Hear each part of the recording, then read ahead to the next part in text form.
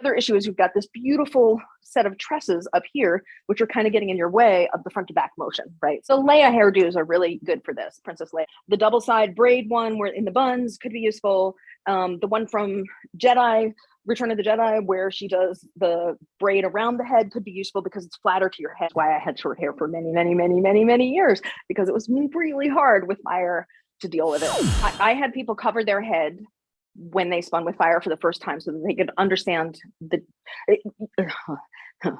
one challenge at a time.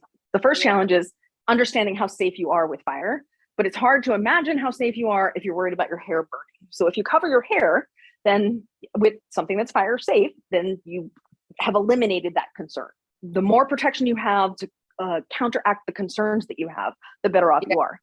And then before they even spin fire, because it's new and everything culturally tells you, don't play with fire, and we're literally fighting all of these cultural norms, is I have people do a series of exercises with the fire.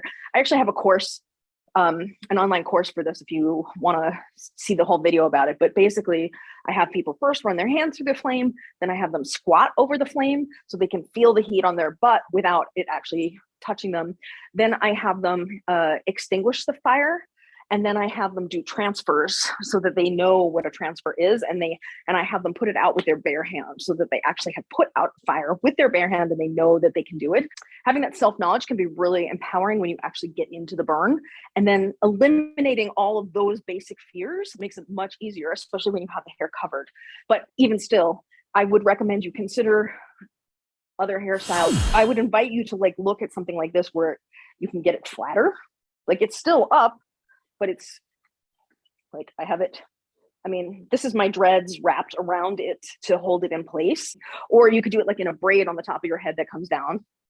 But it's also different to put it here so that it comes up versus here so that it comes back down. This is actually a thing. You're not the first person to be concerned about this. I've coached people on this many times. So this is normal, in my opinion.